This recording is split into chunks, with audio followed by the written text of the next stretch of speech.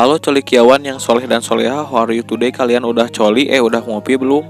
Kembali lagi bersama saya Sidul di channel yang sepi kayak kuburan ini. Walaupun cerita saya berantakan, gak serapi dan jelas seperti channel Sakahayang, tidak seunik IQ7, tidak sekeren Jura 14, dan tidak sedetail channel lainnya. Namun saya tidak akan berhenti menghibur kalian. Jadi pada kali ini saya akan mengulas seluruh alur cerita film yang berjudul Mad Grinder tahun 2009. Film asal negeri Thailand ini menyajikan film psikopat yang berbeda. Ya pada intinya film ini sih menampilkan banyak darah yang sangat ekstra bagi Wing buat cut adegan-adegan pembunuhan dan permutilasian. Namun dicampur nuansa dramatik dan tentunya ada adegan mantap-mantapnya. Kahayangna aji. Oke, langsung saja bagi kalian yang sedang nangkep tuur, siapkan goreng sampenya, uyup kopinya, dan intro.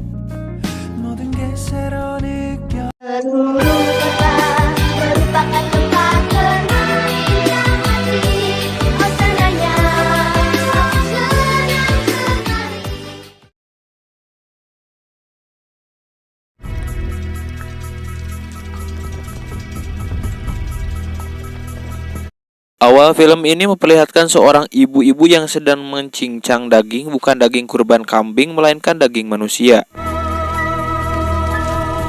Edasnya baru awal film aja kita udah dilihatin percincangan dan darah-darah. Dan si ibu sepertinya sudah menggantungkan mayat yang di bawahnya terdapat badeng atau wajan yang sudah mendidih. Lalu si ibu menurunkan mayat ke dalam wajan yang sudah ngagolak tersebut. Scene berpindah ke seseorang wanita yang sedang duduk di samping gerobak mie ayam. Dan si wanita ini adalah aktor utamanya. Dia adalah Bas atau Bot atau But atau apalah, terserah aja. Bas adalah perempuan miskin yang mempunyai latar belakang kehidupan yang traumatik. Hal itu membuatnya menjadi pribadi yang tertutup dan introvert. Bas sendiri layaknya seperti ibu rumah tangga pada umumnya. Ia memiliki anak yang bernama Bua dan suami. Namun suaminya adalah seorang penjudi yang tidak beruntung dan banyak hutang sana-sini sehingga hutangnya harus dibayar oleh Bas. Untuk bertahan hidup, dia berjualan mie ayam keliling, namun usahanya ini rupanya tidak cukup untuk menopang kehidupannya. Dagangannya sepi dan dia tetap terlilit hutang pada rentenir. Singkat cerita, seorang pria datang ke rumah Bas menanyakan keberadaan tunangannya. Dan tunangannya bernama Aoi.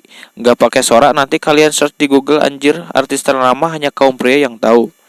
Karena si Aoi belum juga pulang dan dinyatakan hilang. Lalu si pria itu dipersilahkan masuk oleh Bas. Kemudian si pria disuguhkan semangkuk mie ayam. Dan kebetulan si dia sedang lapar, akhirnya mie ayam pun habis dimakannya. Setelah habis memakan mie ayam, bukannya nanyain harga, si pria itu malah menceritakan bahwa Aoi sering bercerita tentang Bas, suaminya dan anaknya yang kurang saon alias cacat. Sempat membuat Bas kesal, si pria itu pun menanyakan lagi keberadaan Aoi di mana. Bas pun menjawab, Aoi pergi dengan suaminya. Tidak percaya dengan hal itu, si pria itu bersikup keras masuk ke ruangan di sana sambil teriak menyebut nama Aoi. Tiba-tiba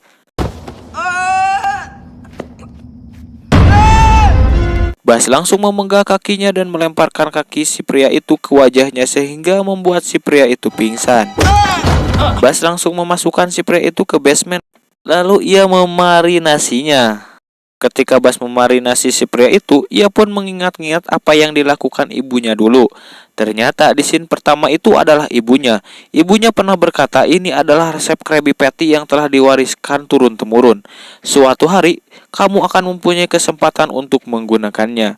Lalu Bas menancapkan paku di setiap jari-jari si pria itu supaya tidak bisa kabur. Setelah itu Bas sering dihantui oleh masa lalu yang buruk. Jadi ketika Bas waktu kecil, ia seorang korban KDRT di dalam keluarga yang sudah tidak harmonis lagi. Dan Bas menyaksikan adu mulut antara ibunya dan ayah tirinya. Keesokan harinya, rentenir datang ke rumahnya untuk menagih hutang suaminya. Jika tidak bisa membayar, wayahnya si Bas harus minggat dari tempat itu. Ternyata rumahnya Bas sudah digadaikan oleh suaminya kepada si rentenir. Anjir, udah kayak FTP seorang air mata istri ini mas, sumpah bor. Setelah cukup lama berbincang, akhirnya Bas berhasil meminta kelonggaran waktu agar ia berusaha membayar hutang suaminya.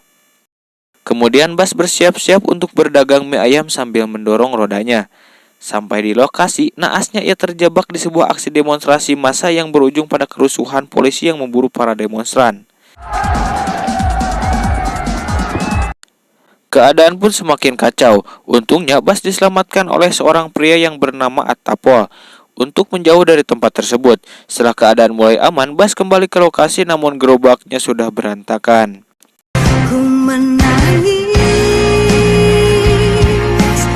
Sesampai di rumah, Bas sering mendengar bisikan-bisikan aneh dari makhluk gaib.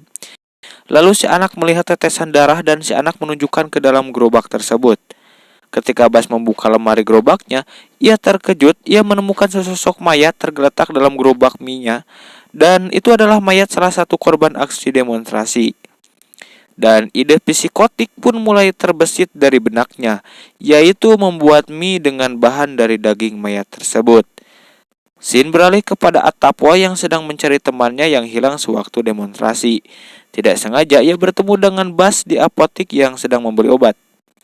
Bas menghindar dari Atapwa lalu bergegas pulang ke rumah.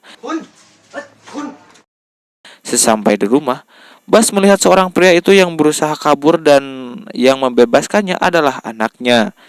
Namun Bas berhasil menangkapnya kembali.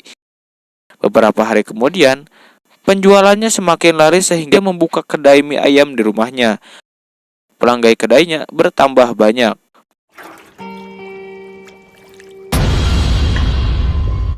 Lalu datanglah Atapwa dan ia diberi suguhan mie ayam. Di sanalah awal mulanya hubungan Utapon dan Bas semakin dekat.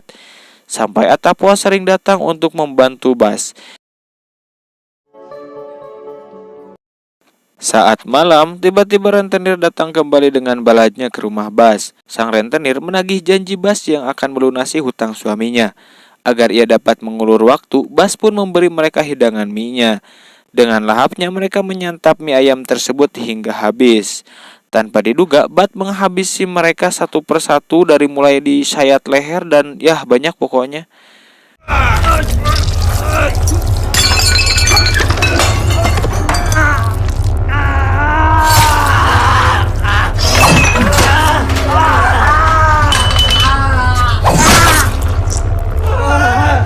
Keesokan harinya Atapwa datang ke rumah Bas. Ia terkejut melihat rumah Bas sangat berantakan. Dan Atapwa melihat luka lebam di sekujur tubuhnya.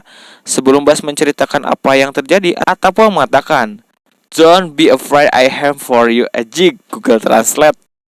Bas akhirnya berhasil menarik empati Atapwa agar percaya kepadanya. Bas merekayasa semuanya seakan-akan ia adalah korban kekerasan mereka.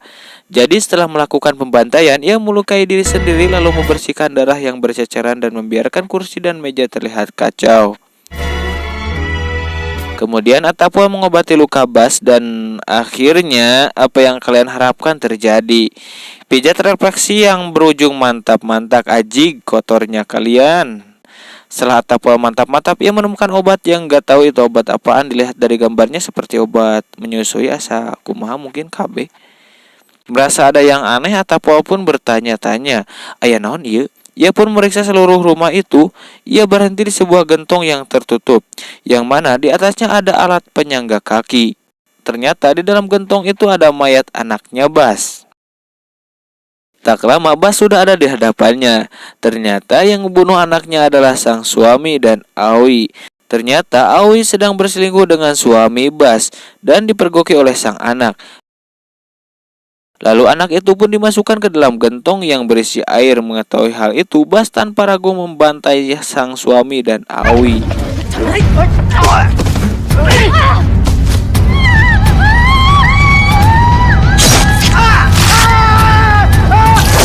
Dan Bas tidak sempat menyelamatkan anaknya yang terkurung dalam gentong tersebut dan anak Bas pun mati. Sudah bisa disimpulkan, jadi selama ini Bas hanya berhalusinasi seakan-akan anaknya masih hidup. Singkat cerita, Atapwa membawa Bas ke polisi untuk dimintai keterangan atas anaknya yang mati. Tapi Bas hanya diam dan tidak mengatakan apapun. Akhirnya, dengan perlahan Bas mengatakan bahwa yang membunuh anaknya adalah suaminya dan Aoi. Dan Bas dinyatakan tidak bersalah dan dipulangkan. Sementara itu pria yang di awal tadi mencoba untuk kabur. Nih orang masih hidup aja anjir. Seketika ia membuka pintu, ia sangat kaget melihat suami Bas yang sedang memakan mayat Aoi yang sudah tewas. Namun Bas datang dan mengurung pria tersebut. Singkat cerita, Bas memergoki Atapo yang sedang berselingkuh dengan wanita yang bernama Nida. Bas pun makin depresi karena ketulusan cintanya dikhianati. Di masa lalu yang buruk, Bas diperkaos oleh kakak tirinya dan ayah tirinya secara bergiliran. Bentar-bentar, anjir ini kayak ingat judulnya tapi di website apa ya bagoy gitu. Lanjut, sehingga membuat Bas hamil. Ibunya mengetahui bahwa Bas hamil lalu ibunya menghukum Bas. Esok harinya Bas mengajak Nida untuk pergi ke rumahnya dengan alasan Atapo sudah menunggu Nida di rumahnya. Nida pun percaya. Sesampai di rumah Bas, Nida disuguhkan minuman yang sudah dicampur tramadol. Saat Nida terbangun, ia sudah berada dalam bak yang sudah banyak mayat. Atapo bergegas lari ke rumah Bas karena ia mendapati kabar dari ibu Nida bahwa Nida pergi bersama wanita penjual mie ayam.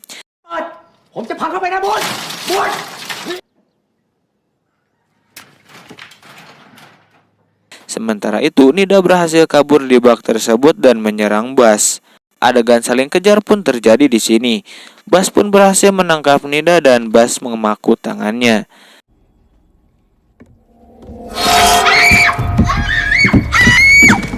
Sedangkan itu, Atapo yang sedang diam di rumah dengan melihat tas Nida yang ada di rumah Bas, ia lalu bergegas menyelamatkan Nida dari Bas. Setelah terlepas, Nida mengira semua itu adalah perbuatan Atapo. Nida berkata bahwa Atapo sudah bersekongkol dengan Bas. Lalu Bas pergi menjauh dari rumah dengan memegang sebuah pisau. Bas dibisikkan kembali suara-suara gaib untuk membunuh mereka. Terlihat Bas semakin depresi. Bas kembali mengingat masa lalunya yang buruk. Ayah tirinya menjual dirinya kepada seorang pria. Ibunya yang mengetahui hal tersebut meracuni ayah dan anak tirinya karena sebelumnya mereka yang memperkosa Bas. Ternyata scene di awal si ibu itu sedang memotong suaminya sendiri.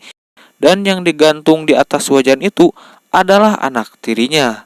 Scene beralih kepada Atapo yang sedang berdiri di jembatan dan meminta maaf pada Bas. Tapi di sini Bas terus diganggu suara-suara tanpa rupa yang berbicara. Bas sudah tidak tahan dengan semuanya. Ia melihat bayangan masa kecilnya dan mengatakan, "Mari kita pulang." Bas pun memutuskan untuk bunuh diri dengan terjun ke walungan di sana. Lalu Atapo ditahan dan diinterogasi oleh polisi. Nida melaporkan dan mengatakan kepada polisi bahwa Atapo telah bersekongkol dengan Bas. Akhirnya Atapo pun menjadi tersangka. Akhir cerita, scene memperlihatkan seorang ibu yang sedang memotong daging dan di hadapannya terlihat Bas menghampirinya. Dan film ini pun udahan bor. Endingnya ngegantung, jir, gue jadi kasihan sama Atapo kena imbas dia. Oke, film ini tidak rumit jadi saya tidak akan membahasnya lagi. Dan terima kasih telah menonton video ini. Mohon subscribe channel ini karena ngedit itu pakai kuota dan udut bro.